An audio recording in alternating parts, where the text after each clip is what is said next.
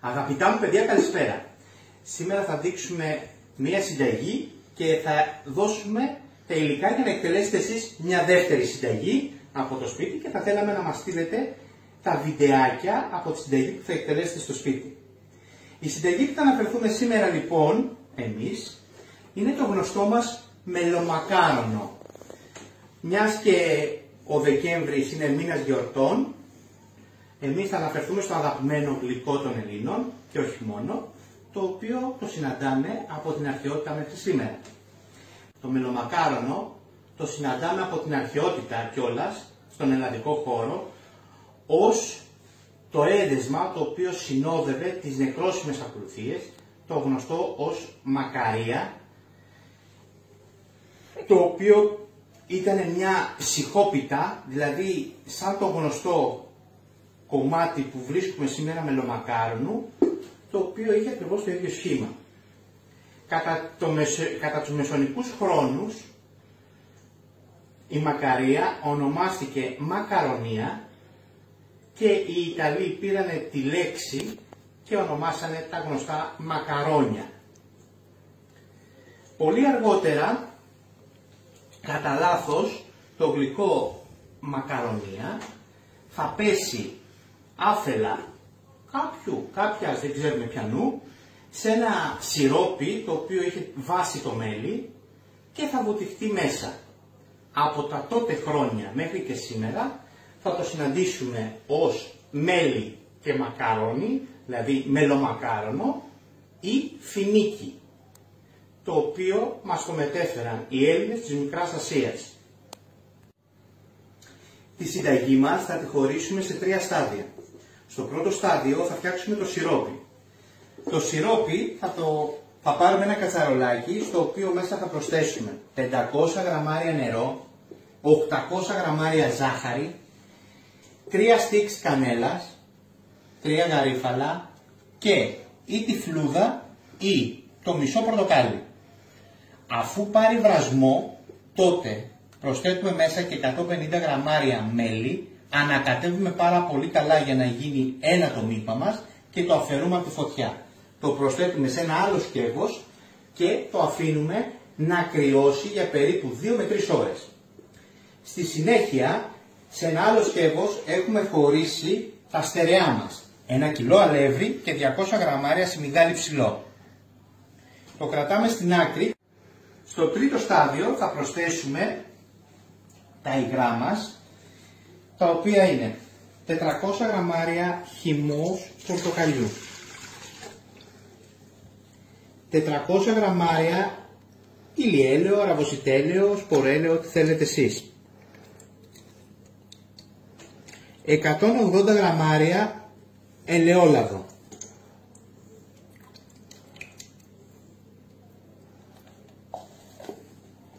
'ξύσμα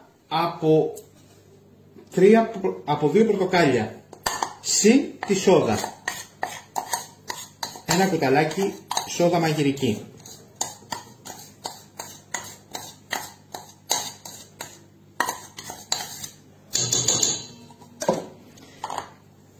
Τρία κουταλάκια, εδώ αυτό το μείγμα μας έχει 3 κουταλάκια κανέλα, μισό κουταλάκι γαρίφαλο τριμμένο και περίπου μισό κουταλάκι ξύσμα μοσκοκάριδου.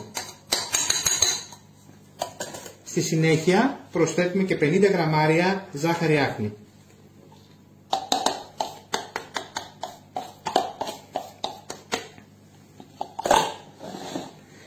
Παίρνουμε ένα σύρμα και αρχίζουμε και ανακατεύουμε ώστε το μείγμα να γίνει ένα.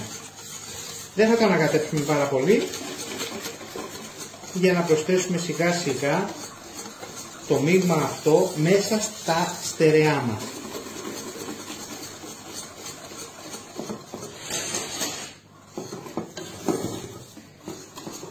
Την ώρα που θα ξεκινήσουμε την ανάμιξη του πρώτου μείγματος και του δεύτερου, θα χρησιμοποιήσουμε το χέρι μας.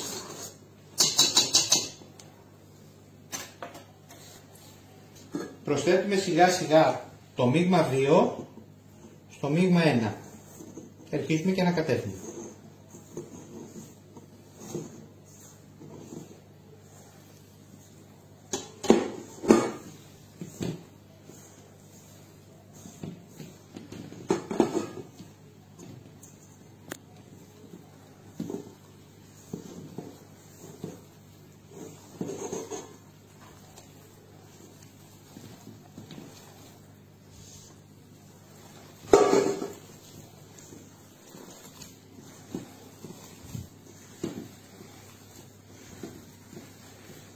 Μόλις το μείγμα γίνει ένα, θα το αφήσουμε να ξεκουραστεί για λίγα δευτερόλεπτα και θα αρχίσουμε να πλάθουμε μικρά μπαλάκια των 30 γραμμαρίων για να τα φουρνίσουμε.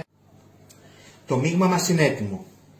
Προχωράμε στη διαδικασία να πλάσουμε μπαλάκια ή σε όποιο σχήμα εμείς επιθυμούμε τα μελομακάρονά μας. Έχουμε ετοιμάσει ένα ταψί με λαδόκολλα για να βάλουμε τα μελομακάρονά μας και να τα βάλουμε στο φούρνο. Εδώ έχουμε ένα μικρό εργαλείο το οποίο θα μας διευκολύνει στο να δώσουμε το σχήμα του μελομακάρονου.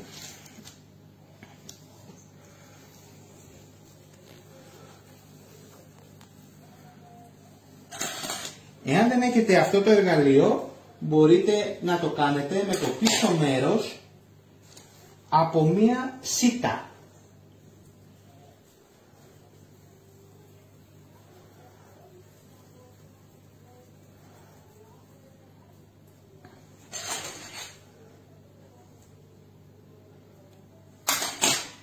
Αυτό το κάνουμε ώστε να μπορεί, όταν θα βγει ζεστό το μελομακάρονο, να πέσει στο κρύο σιρόπι και να μπορέσει να απορροφήσει περισσότερο σιρόπι εσωτερικά.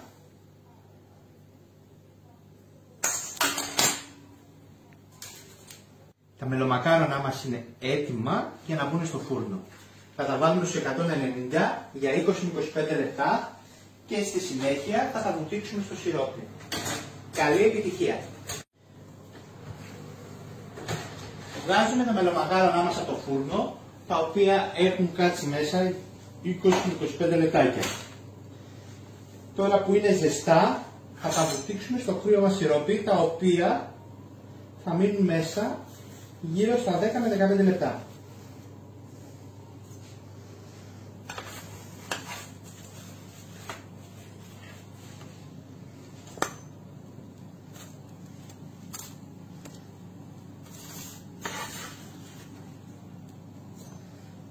Αφού απορροφήσουν από τη μία πλευρά, θα τα γυρίσουμε και από την άλλη.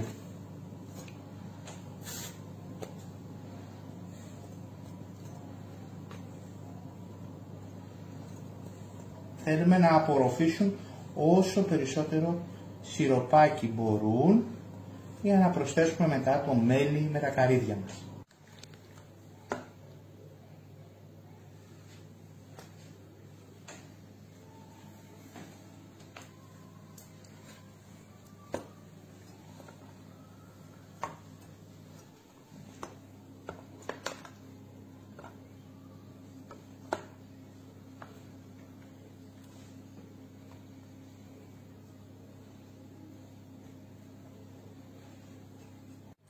Αφού έχουμε βγάλει την πρώτη φουρνιά μελομακάρονα και έχουμε προσθέσει τη δεύτερη μέσα στο σιρόπι μας, παίρνουμε το μέλι μας, καλό θα είναι να είναι αρωματικό, δηλαδή θυμαρίσιο ή πεύκου,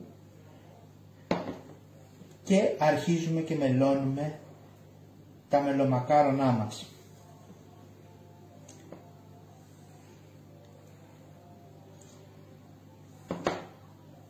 Ρίχνουμε το μελάκι μας για να κάτσουν από πάνω τα καρύδια. Εμείς τα καρυδάκια τα έχουμε χοντροκόψει, εσείς μπορείτε να τα κάνετε και πούδρα, άμα δεν σας αρέσουν χοντροκομμένα, γιατί κάποιοι δεν αγαπούν τους σκληρούς καρπούς.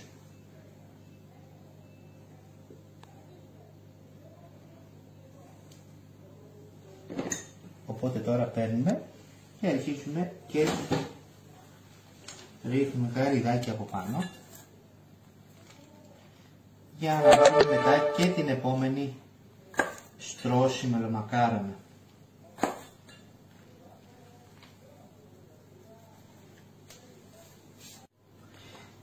Το μέλωμά μας τελείωσε, ρίξαμε και τους ξηρούς καρπούς και τώρα θα προχωρήσουμε σε αυτό που είπαμε στην αρχή, στη συνταγή την οποία θα φτιάξετε εσείς.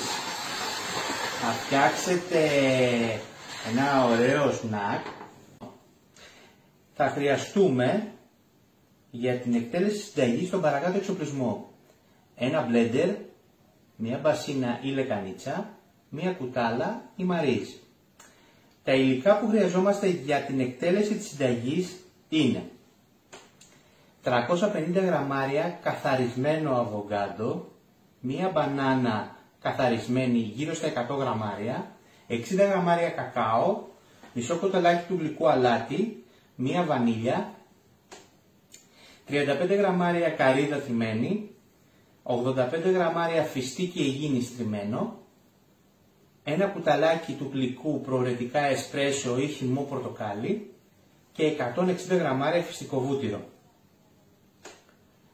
Για το γαρνίρισμα θα χρειαστούμε ινδοκάριδο, ξηρούς καρπούς, σουσάμι, τρούφα ή γλάσο με γάλα καρύδας στην περίοδο της νηστείας.